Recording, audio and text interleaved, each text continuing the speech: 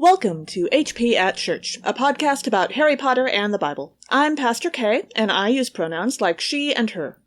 And I'm Pastor Emily, and my pronouns are they, them, theirs. In this episode, we'll discuss the 10th through 12th Sundays after Pentecost. And for this episode, our first content notification for you is that for the 11th Sunday after Pentecost, for the Gospel reading, we do talk about Jesus being ableist. As we usually do at some point each episode, a reminder that J.K. Rowling has done and said really harmful things to a variety of people, especially recently those of us who are trans. As a podcast, we are in discernment about what that means for our podcast and would love your thoughts about it and how you are wrestling with her transphobia. Also, be gentle with yourselves. If you need to take a break or walk away from Harry Potter, fandom, the Bible, it's okay. You get to do what you need to do to care for yourself and protect yourself from oppression in the ways that you can. And don't forget that both God and fandom can take care of themselves. They don't need your protection, and they'll both be glad to welcome you back whenever works for you. If you want to follow along on our blog, it's hpatchurch.wordpress.com. And you can find links to the Bible passages we're using and more information on other references we make in this episode. Special thanks goes out from me this week to Stephanie Kaler, who helped me prep late into the night last night, basically all of my plans for this podcast. Thanks, Steph! You're the best! Also, if you appreciate what we do, consider supporting us on Patreon at patreon.com/HPATCHURCH. Not only do you get access to special content, but you'll also be helping us be more accessible and sustainable as a podcast, which is important to us since not everybody has a quick quotes quill to meet their access needs. Our first Sunday for this episode is the 10th Sunday after Pentecost, also known as Proper 14, also known as Lectionary 19, and this year it falls on August 9th. And our first reading for this Sunday is from 1 Kings chapter 19, verses 9 through 18. The prophet Elijah is frustrated with the people of Israel, so God comes to him in the sound of sheer silence, and assures him that God will continue to work through him. So one of the themes in this passage is expectations. Where is God expected? We hear about whirlwinds and all sorts of violent, loud, and chaotic things.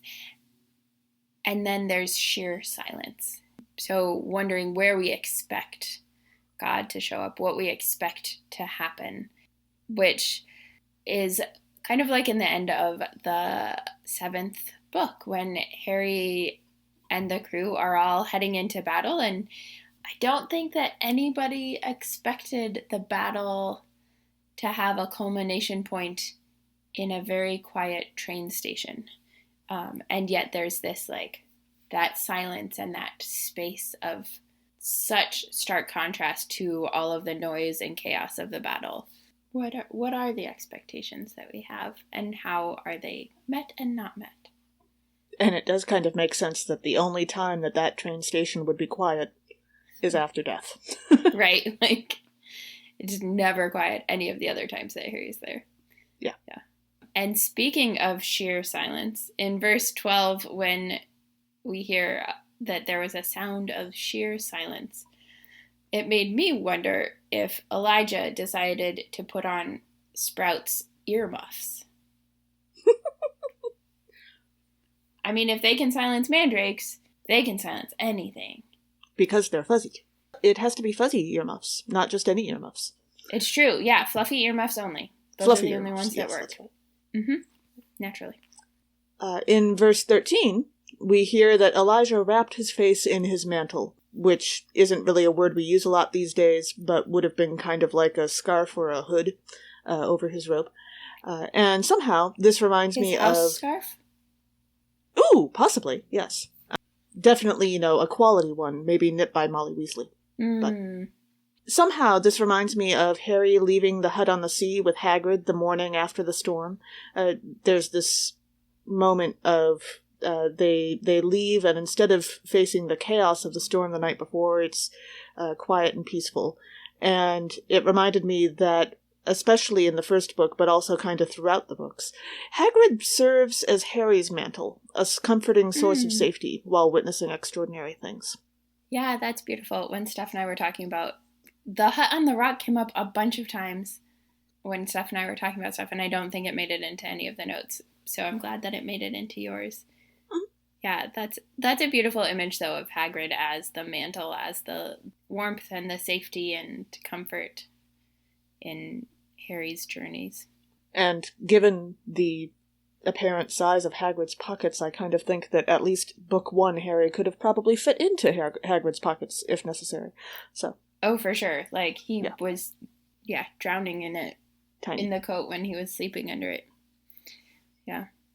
When I was looking at verse 13, the thing that came up for me with Elijah trusting God will show up even in the silence was kind of this way that Harry, when he's going into the forbidden forest and he tells the snitch that he's going to die, and then it opens up and it's the resurrection stone and he turns the stones 3 times, and just that trust in the people in the resurrection stone, in Sirius, in Remus, in his parents, to show up and to be with him, even as he is walking, presumably, to his death. Yeah, and they do create this like wall of silence in many ways, because he's able to go through the Dementors without being detected and without being affected by them. And then in verse 18, God says, "Yet I will leave 7,000 in Israel." Now, I expect that God's justice will be a bit more accurate than, say, the justice of Wizarding Britain, because I doubt that all the followers of Voldemort, even after the Second Voldemort, actually faced justice somehow. But I do kind of wonder if there would be 7,000 British in the magical community who hadn't served Voldemort. We don't really know the size of the community, because among the many, many, many flaws that J.K. Rowling has, she's also terrible at math. Mm-hmm. And so, like, there might not even be that many British in the magical community who hadn't served Voldemort. We don't really know.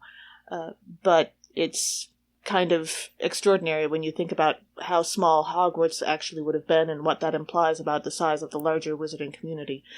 How small that community must have actually been. Yeah, the J.K. Rowling can't do math is... I mean, it's not really a character flaw. It's just something she's bad at. But yeah, it's just something she's bad at. But, like, I love math, and so, like, I always try to make the math work, and it never does. Right. I'm with you on that. Our next reading for this Sunday is Romans chapter 10, verses 5 through 15. In his letter to the Romans, Paul explains the importance of sharing the gospel with those who have not heard it, and reminds them that God does not care about human distinctions. So one of the themes in this passage, and in a lot of the book of Romans, is unity in purpose, right? Paul is talking about the importance of sharing the gospel, so sharing this common purpose, and that's very easily and clearly demonstrated in Quidditch, right? For each of the Quidditch teams, where they maybe each have different roles, but they're all united in the same purpose of getting the most points and winning the game. Even if they're not very good at it. Even if they're not very good at it. And even if some of them are like Cormac McLagan and actually like work against that goal for the team in many ways. Then as we dive into the verses in Romans, in verse 5, Paul talks about following the law, Moses' exhortation to follow the law. And it reminded me and stuff of Hermione, especially in book 1, right? She is all about following the law, following the rules that are laid out for her. And this changes for her throughout the books. She gets more flexible about what laws are just and what laws are necessary and what laws are, as we might say, adiaphora, the non-essential ones. But in the beginning, she is very much we follow the laws, and that is how, like, we live by the laws. We live by the rules. And that way we don't get expelled. Yes. which is worse than dying, of course. Right. Obviously. In verses 6 and 7, just like these verses are not really asking, will you go to heaven or hell when you die, but are rather asking, who is willing to go to those places in order to bring Christ to more people, even though the gospel is always with you? The real question in Harry Potter was not, are you serving Voldemort or not during the war? Because it's not like Umbridge was serving Voldemort. But the real question was rather, are you willing to treat all people, magical and muggle alike, with respect and dignity in all times and places? Mm. Sometimes we can get distracted by the simple version of the question instead of going to the deeper level. Mm-hmm. Yeah, and I think that's part of what we're struggling with today, right? It's not, are you following the law or not following the law? It's, are the laws even just? Are you working for justice? Are you working to love your neighbor? Yeah. Are you wearing a mask or not wearing a mask? Isn't about whether or not your governor tells you to wear a mask. It's about how you love your neighbor. And do you see your neighbor as your equal in worth? Yeah. Mm-hmm. And then in verse 10, here Paul explains that faith does naturally lead to action, and that action here is confessing one's faith. Just like in Harry Potter, really truly believing that all people have inherent worth apart from their bloodline or their magical talent leads to the action of fighting Voldemort. In whatever way that happens to work for you. Not everybody is going to be great at dueling, but there are other ways to work against that cause. Yes. As we continue into verse 12, Paul says, for there is no distinction between Jew and Greek. The same Lord is Lord of all and is generous to all who call on them. Or perhaps, for there is no distinction between magical and no-mage. The same Creator is creator of all and is generous to all who call on them. Look, I did a rewrite. Yay! Our gospel reading for this Sunday is from Matthew chapter 14, verses 22 through 33. Struggling with their boat in difficult weather, the disciples are at first afraid when Jesus approaches them on the water, but then amazed when Peter joins Jesus on the water, and then in awe when the weather stills when Jesus joins them on the boat. So one of the themes in this passage is discomforting surprises. We talk about surprises a fair amount, and they're usually, when I talk about surprises at least, they're pleasant surprises. These surprises, not so pleasant, right? They shout out in fear, wondering if Jesus is a ghost, and then Peter gets distracted and surprised by how very large the waves are and starts to sink. And so it was thinking about where the discomforting surprises are in Harry Potter. I think the most poignant one is Scabbers. That in fact, the surprise that Scabbers is actually a man responsible for Harry Potter's parents' death. And can we just say how deeply creepy it would also be to find out that your pet, who you've been living with for some time, is secretly a middle-aged man? Ew. Yeah. Ugh. Yeah. Yeah. I just had the idea for a Harry Potter-themed version of The Good Place. Oh my gosh. But Pettigrew and a couple other people, getting freaked out by various demons. That's hilarious. I mean, Pettigrew would be a good one to... Yeah. Yeah. And then in verse 24, as we hear about the boat and the wind being against them and the boat being battered by the waves, it made me wonder if this was this boat adventure with Peter was kind of like when Dennis Creevy fell into the Black Lake on the way to Hogwarts, and then the giant squid helped him push him back in. I love that mental image. And the fact that he loved telling the story afterwards. Right, he was so excited, he mouthed I fell in to Colin. Yeah. I have met that 11-year-old boy, and they are a joy to be around, I'm just saying. Yeah, that precociousness. Kind of exhausting, but still fun. Mm-hmm. In verse 26, here we discover what Jesus would dress up as for Halloween.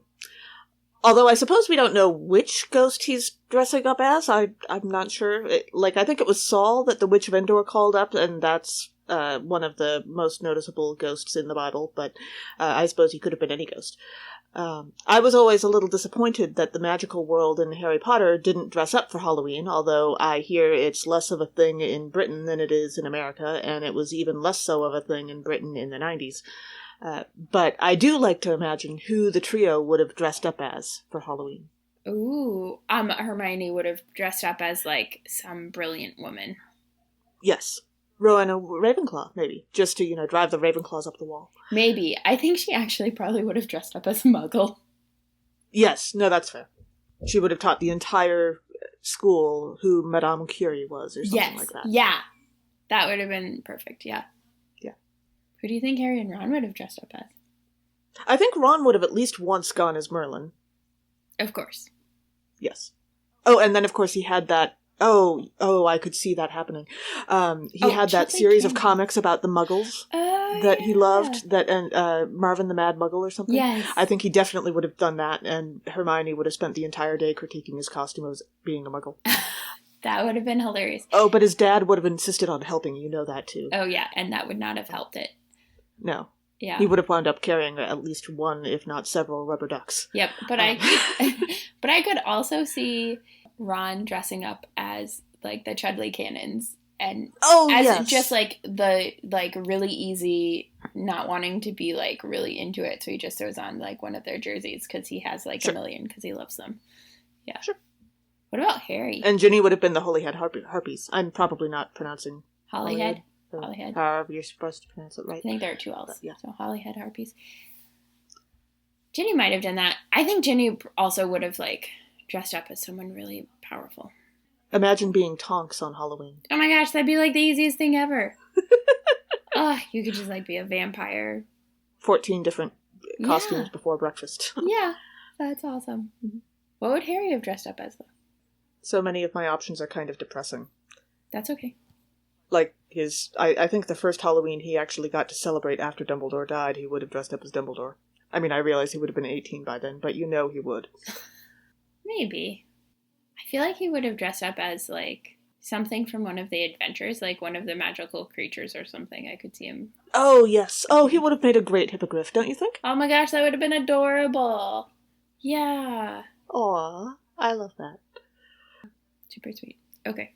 And, like, and I hope that, like, for his first couple years in the magical world, he would just have a fantastic time doing the costume thing, because that he wouldn't have been able to when he was living with the Dursleys. Yeah. And so just, like, finding the wildest, most amazing costumes that the Dursleys would never even imagine could exist. Yeah. And that's funny.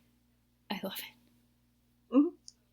I was also thinking about the disciples, thinking that Jesus was a ghost, and was wondering, like, well, which ghost was he? Was he nearly headless Nick? Or the fat friar? Or the gray lady? Steph was voting for the gray lady because Jesus is always depicted as having long hair and a dress, and so it would be most similar to the gray lady, but in the, like, heart of who Jesus is, probably the fat friar would have been the most similar.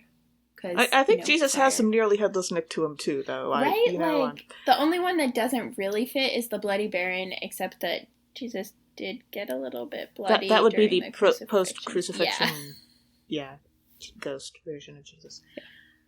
I mean, we don't know that the depending on when the crucifixion happened, he could have also celebrated Halloween while he was still here before the Ascension. But anyway. Because Halloween definitely existed before the holidays that it commemorates. We don't know when Samhain really started. The pagans have, a very long history of talking about how long their history is. Okay, Samhain, yes, but, like, Halloween as in All Hallows Eve. Well, yes. Yeah. That definitely came after Jesus. Because it's kind of... I'm just saying, if anyone is going to, dress up as their own crucified self for Halloween, I think it would be Jesus. Oh, it totally would, yeah. Yes. Well. In verse 29, How is it that we got all the way through Harry Potter, I have to read this verse and ask, and nobody had a spell or enchanted boots or something that let them walk across the lake and talk to the giant squid? Like, I feel cheated. I object. Don't tell me wizarding kids aren't that creative. You know they would have. You know Fred and George would have figured that out. Yes. Actually, I have to imagine that, like, why wouldn't Hagrid have those? Like, Hagrid wants to talk to the giant squid. Yeah.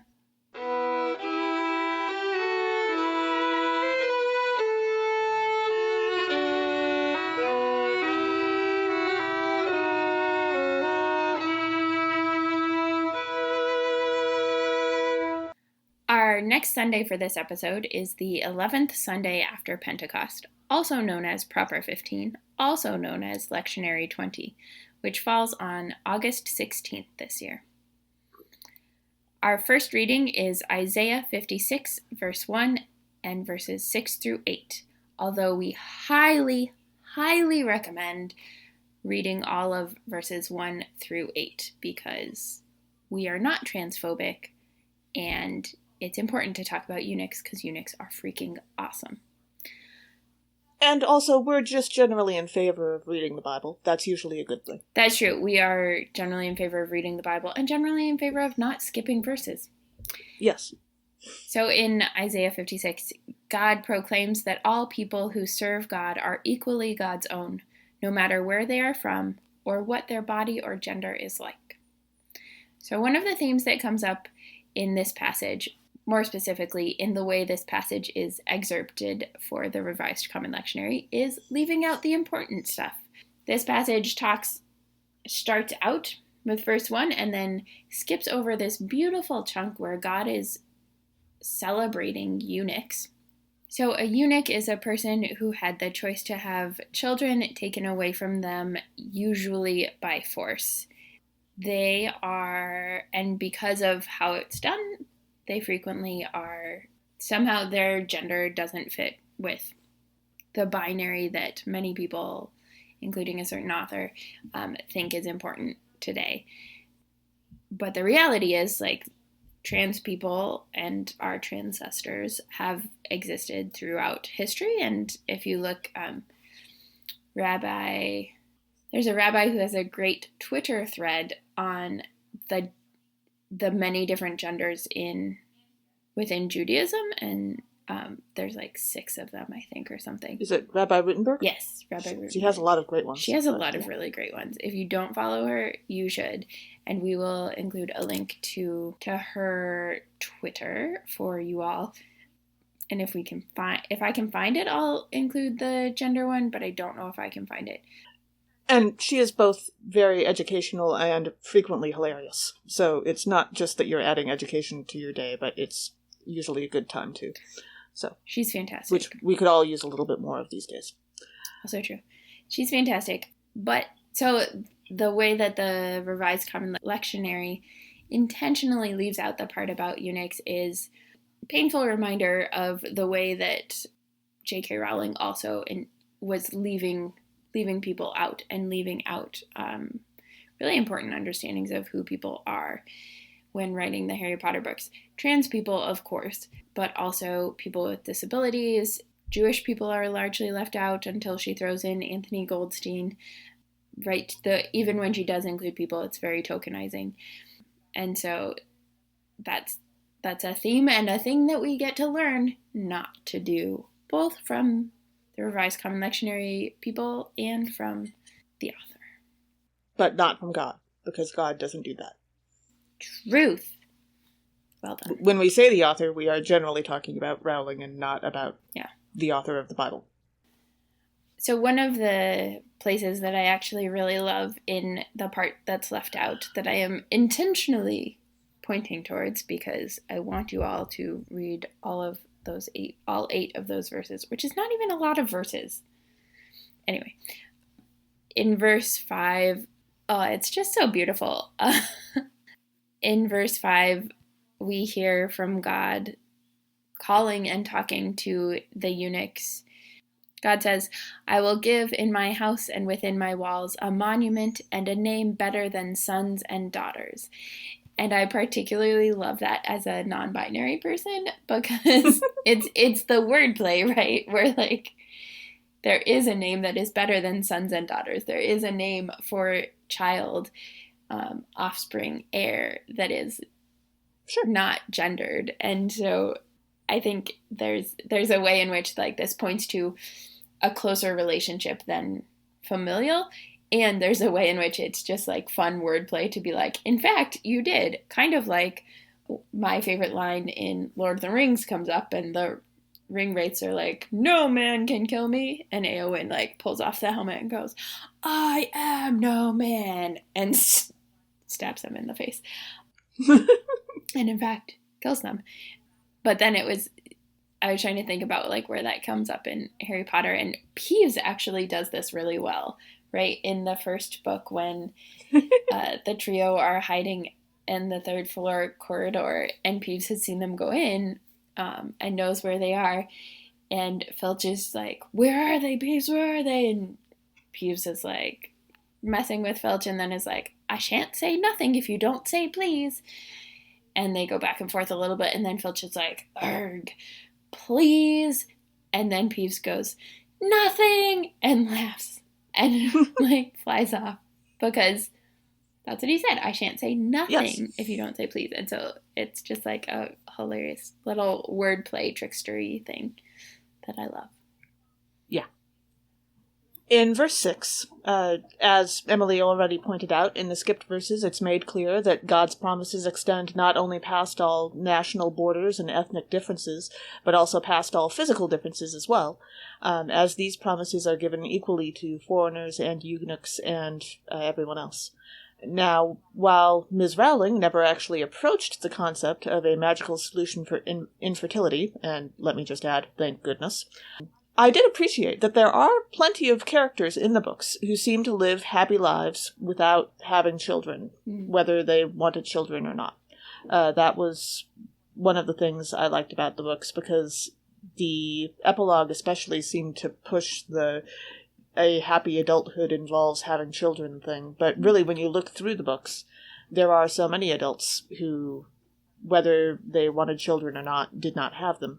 And yet we see them living lives that are fulfilling and joyful, and I appreciated that. Mm-hmm.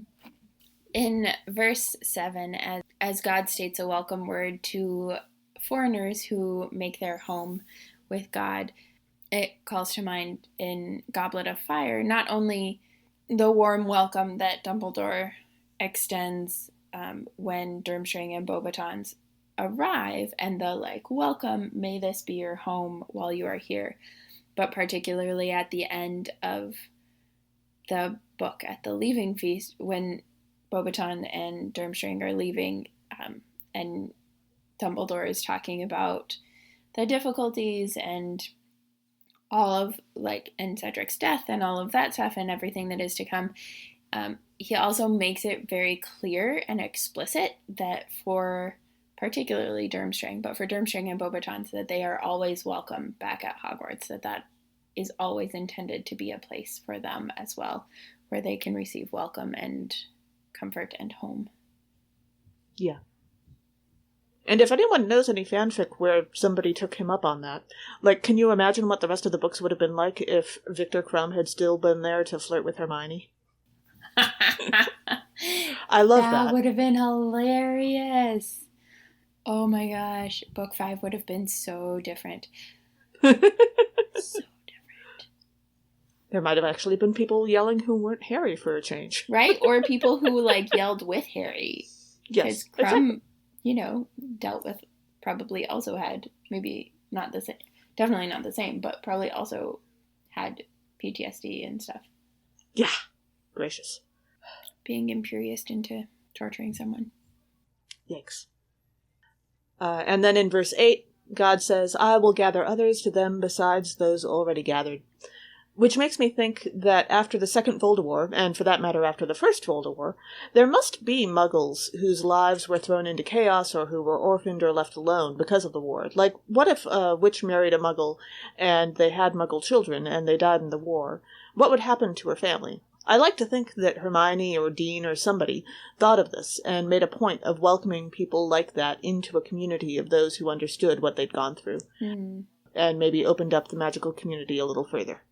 Yeah, that's really beautiful. I think that would, it's really sad, but I think that would have been especially Dean, because Dean's dad was a wizard and was killed in the First World War, and he never knew it.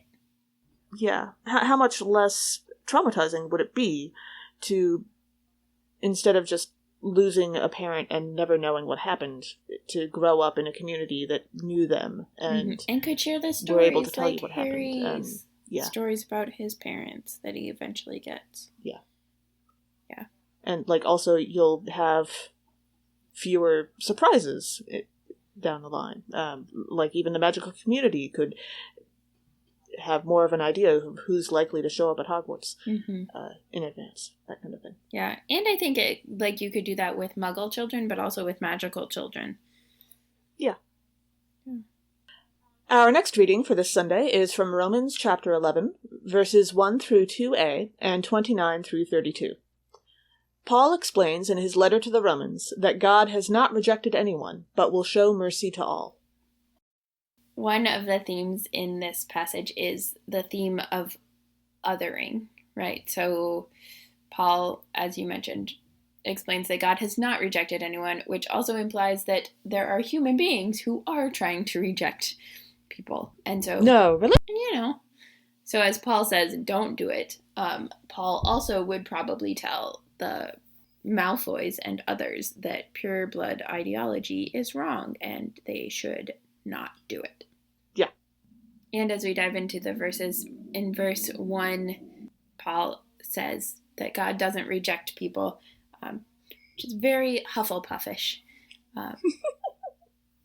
Hufflepuff is the house that does not reject people. Yay, Hufflepuff. Mm-hmm. Steph is married to a Hufflepuff, and so he's like the king of the Puffles. That's how they talk about it. Well, I don't know how that works because he's not married to me, but...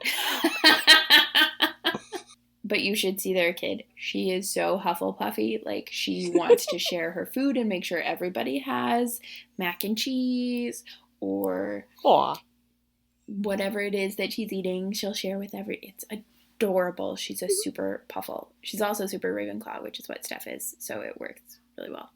Ravenpuffs are cool people too. That's okay. It's true. In verse 29, we hear that the gifts and calling of God are irrevocable. And that makes me wonder if the gift and calling of magic are revocable in the Harry Potter world. Can you take away someone's magic? Would that be a punishment that the Wizengamot could mete out? Or what if there was someone who just didn't want their magic anymore and wanted to fully leave the magical community? There are a few fanfics about that. Especially traumatized people after the war, leaving the magical community, and after they had seen the horrible things that magic could do.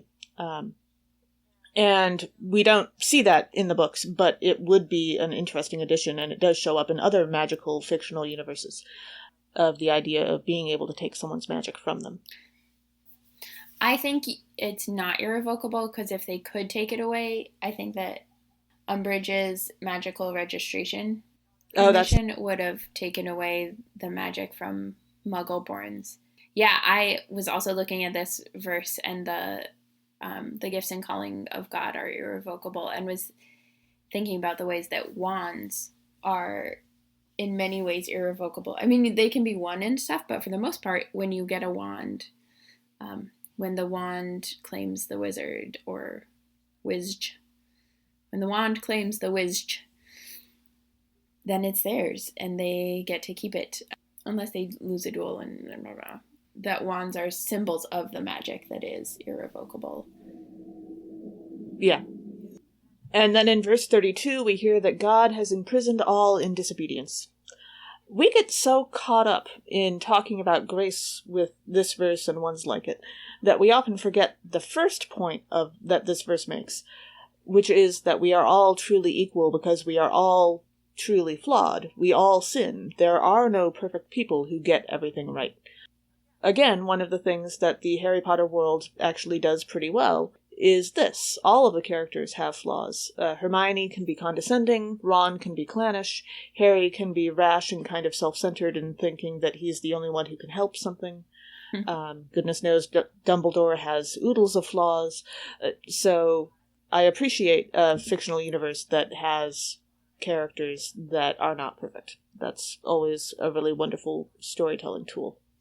Yeah, it's hard to have a good story when characters are perfect. Yeah. Our gospel reading for this Sunday is Matthew chapter 15, with the option of verses 10 through 20 and then verses 21 through 28. And we'll tackle both. We'll tackle the whole lot. After pointing out that defilement comes from the heart, not food that is eaten, Jesus is confronted by a Canaanite woman, calls her a dog, and then, impressed by her faith, expands his mission from only the people of Israel to all people. One of the themes in this passage is defilement. So Jesus is talking about what defiles, what is clean, what is unclean. The examples of defilement that are clearest to see that kind of match up with how Jesus is talking about it is Horcruxes, right? Jesus talks about defilement coming from the heart out, and a Horcrux is a piece of, in this case, Voldemort's soul that comes out and defiles these really cool magical objects like the locket, like the cup and the resurrection stone, by making them into Horcruxes, and so it defiles them really quite completely, actually. And then as we move into the verses, verse 14, Jesus clearly is not blind and does not have sight impairment, because in verse 14 when he says, it's like the blind leading the blind, that's actually like a really bad comparison, Jesus, and ableist. And Thomas would be disappointed in you. Thomas would be very disappointed in you, Jesus. Particularly because saying that the blind, like this analogy of the blind leading the blind, is like assuming that Muggleborns can't teach magic because they didn't grow up around it, right? They actually might be the best ones to teach magic because they know what the world is like outside of the magical world. And it's actually like frequently the case that blind people make the best guides for other blind people because they've been there. They know what it's like not to be able to see and to have to rely on other senses. And they've figured out how it works for them, and so are better able to help other people figure it out for themselves. So stop with the ableism, Jesus. Would a better version of what Jesus was trying to say be like the purebloods leading the purebloods? Because when you do that kind of thing, your own biases might be reinforced. Yeah, I think that would be a better thing for Jesus to say. The purebloods weren't like a thing back in Jesus' day, so it's a little hard, but you could say the racists. Wait, did you just admit that the Harry Potter universe isn't real? I'm so confused. No, I did not. I said purebloods were not a thing 2,000 years ago. Like, I don't think the concept of purebloods like they exist today existed then. Okay. In verse 22, I realized that it has been so long since the books came out that a lot of people have forgotten what the general reaction was to them when they did come out initially. But there was a lot of Christianity, and not just the extreme right wing of Christianity, that was absolutely convinced that Harry Potter must involve demons and Satan, all kinds of things like that, when they first came out, because magic was involved. Sorry? Not my Christianity. Well, no, not mine either. But, just the sheer volume of noise about that was astonishing. Mm-hmm. And from some unexpected sources. And a lot of that has calmed down now, perhaps largely because they've been out so long that anyone who wanted to actually investigate has been able to. And that sort of helped, because, when you learn the truth, that kind of thing tends to help. When the books first came out, in a modernization of this story, I could totally see a modernized version of this story where the demon that the daughter is possessed by is a love for the Harry Potter world. I would not be surprised to see that modernization in a I don't want to say in an evangelical church, because not all evangelicals are like that, but... In a fundamentalist church? In a fundamentalist church. Which would totally be unfair. But. Yeah. And then in verse 23, we hear the disciples say, "Send her away, for she keeps shouting after us." And so my immediate reaction to that was, well, clearly the Canaanite woman is a Gryffindor. There is a fan fiction, and I checked as much as I could to see if I could find it, but I wasn't able to. There is a fan fiction somewhere where Dumbledore comments offhand to Harry that one of Godric Gryffindor's defining characteristics was his shouting. In battle, particularly, like he was known for it. And Harry said something like, "Oh, it must have shown his bravery or something," and Dumbledore was, really, no, it mostly came down to shouting. That's funny. But it does strike me as a very Gryffindor kind of thing for her to do. Yes. Shouting is very Gryffindorish. And then in verse 26, Jesus says it's not fair to take the children's food and feed it to the dogs. So Jesus calls the woman a dog. And yikes, Jesus. Yeah. This is not the passage for Jesus. To be clear, it is not a cute thing. It is not a testing thing. It is just mean. Jesus calls... I think it kind of works as an example of Jesus being human, because Jesus is flawed. Yes. Which doesn't happen very often. Yes, so. This is like the main spot that happens. But don't let anybody soften this for you or say that it's okay. It's not okay to call people dogs. It's just not. No. So Jesus calls the woman a dog, and there's this sense of like looking down on her and her needs in order to prioritize the people that he comes from. And this is very similar to the house elves, which it will be a surprise to basically everyone in the podcast that I'm not talking about house elf enslavement or spew. But I know, I'm talking about house elves, and it's not either of those things. It's a miracle. Blame it on Steph. Because it turns out that house elves are not actually all about Hermione. I've never thought they were all about They Hermione. have their own agency and other things that are involved. No, I'm trying to reinforce what you're saying. Yes.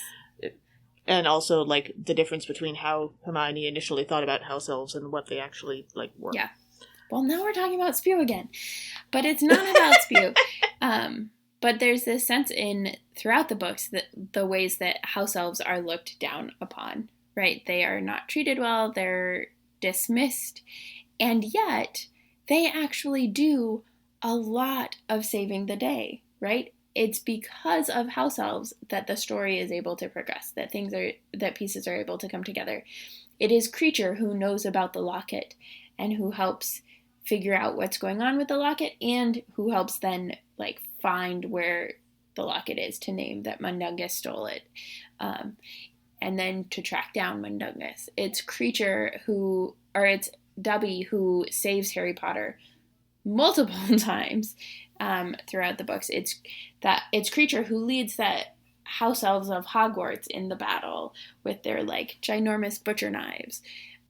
The house elves actually are such big heroes, but they're so easily dismissed by the magical humans and by us as readers.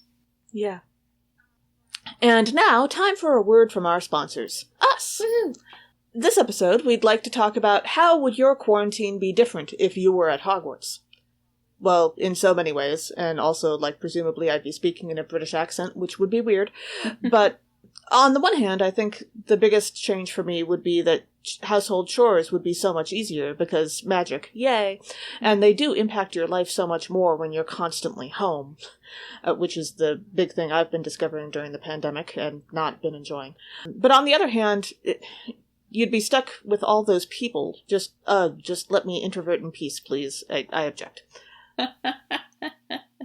That's hilarious. I was thinking about it, and one of the things that I struggle with when I have a lot of anxiety, or if I'm stressed, or if I'm tired, all of which are very much more present these days, is food. And so it would be so much easier to get meals if I were at Hogwarts, because not only because there's magical helps for meals, in general, but also because you know that Hogwarts would figure out some Great Hall-like system to deliver meals to folks so that they didn't have to gather in big groups.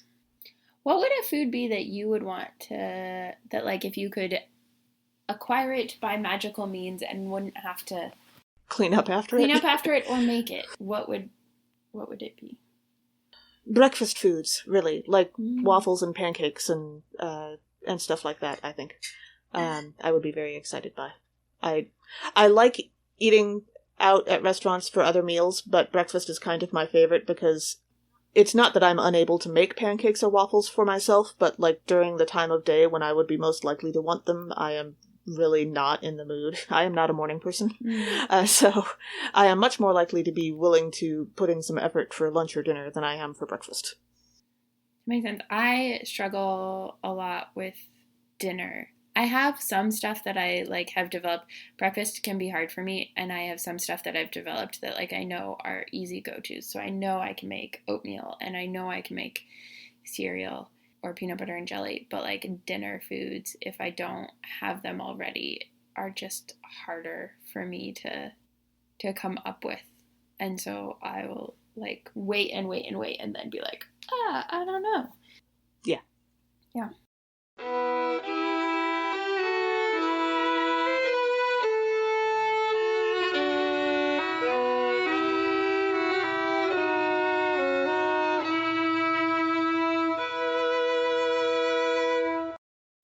And our last Sunday for this episode is the 12th Sunday after Pentecost, also known as Proper 16, also known as Lectionary 21st, which this year falls on August 23rd. My birthday. Yay! And my ordination anniversary. Oh, excellent.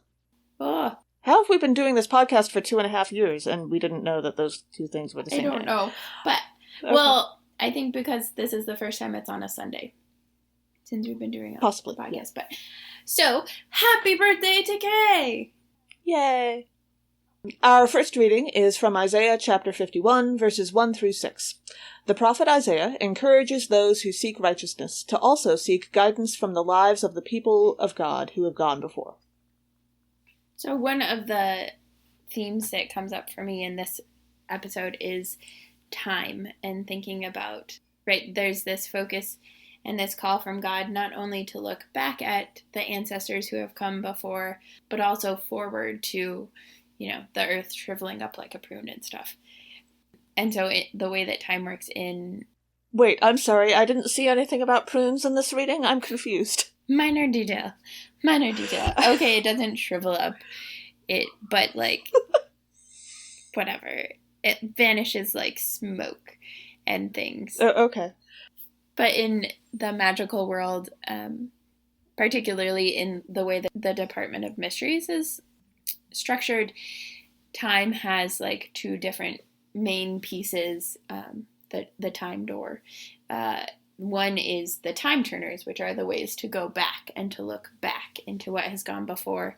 And then the prophecies are the ways to go forward, to look ahead to what is to come.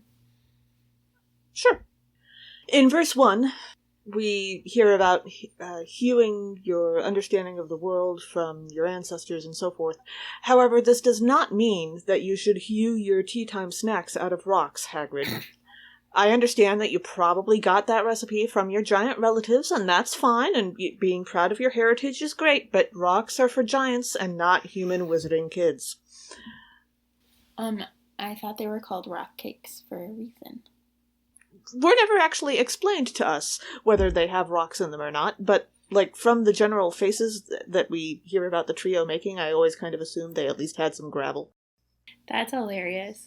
I think they have a particular type of sap or something that makes them problematic, according to a certain game that I still play sometimes. I was thinking about the ancestors piece in verse 2, and looking back to the example of ancestors, and that's a mixed bag in Harry Potter, right? There's the ancestors that we encounter in Order of the Phoenix are, for example, at Grimmauld Place, the giant tree of the noble house of black, and it has all of these ancestors, and particularly the ones that are, not smote out with the tip of a wand, are ancestors from whom you learn perhaps what not to do rather than what to do. Still important lessons. Yes. Yeah. And then in verse 4, if God's justice is a light for the people, it makes sense that Dumbledore, who is on the Wizengamot that wouldn't know justice if it hit them in the face with a wet fish, has a deluminator. And then in verse 6, when God is talking about what is to come and says, the heavens will vanish like smoke. It's like trying to catch smoke. Like trying to catch smoke with your bare hands, says the random extra character in the Prisoner of Azkaban movie and nowhere else in the entire magical Harry Potters. Yeah, weird. Anyway. Yeah, I was looking at that verse and trying to do something with, like, the astronomy tower and looking out on the world and looking at the heavens and rewriting it. And it just couldn't go anywhere. I just couldn't do anything with it. But Steph went into astronomy. But maybe one of our lovely listeners will think of how to rewrite that verse in a Harry Potter sense. And if you do, please let us know. Ooh, yeah, that would be awesome. Rewrite our verses for us. That would be great. We would share it with people. Yes, that would in fact be the goal. That would be and give you credit. Yeah, oh, for sure. Give you credit. Yes, obviously. That would be a way to get yourself mentioned without supporting us financially. And then you could be famous. Mm-hmm. HP at Church famous at least. Which, exactly. Our next reading for this final Sunday is Romans chapter 12, verses 1 through 8. Paul invites the people of God to be transformed by their faith and embrace the many gifts of ministry among them. So one of the themes that comes up in this passage is the theme of teamwork, right? The different gifts that all work together. Similarly to how each of the houses has a different role to play within the Hogwarts community, or maybe even more to the point, how different teachers have different subjects. If all of the teachers tried to teach all of the things, it wouldn't work very well, but because each one has a different subject, it works a lot better. Yeah. In verse 2, Paul talks about transformation and being transformed, which is a pretty, not easy thing to do, but a possible thing to do in the magical world, especially if you're in Transfiguration class with McGonagall, or if you're in Animagus. Yes. Pretty easy to transform. But it does take a while to get there. In verse 6, we hear that the gift of prophecy is given according to faith. And that makes me wonder, so does that mean that Trelawney's faith is occasional but very accurate? She kind of wanders in and out of faith, but when she's there, she's totally on board, very orthodox, very, yeah. Yeah, that makes sense. Sure. And then in verse 7, the gifts of ministry and teaching are different, and sometimes very different, although we're not talking about ministering as in being a government minister, like, say, Cornelius Fudge. Although, if Cornelius Fudge had a gift for ministry, as in church ministry, then I think he might have been a better minister, as in a government minister. Hmm. The gifts that are present in church ministry would have greatly helped him to be not only a better minister, but also really just a better person. Yeah. Ideally, he would be better at saying the thing. Caring about people and listening to the vulnerable, and yeah. In verses 7 and 8, as Paul talks about the different gifts that people have according to faith and according to the Spirit, it made me wonder, what would it be like if we actually honored these gifts like they were of the Spirit? Like, what if we actually respected them? So in my particular context, right, what would it be like to honor teachers by not sending them back into COVID death traps, for example? Yay. Which is an Iowa context and also a, this country context.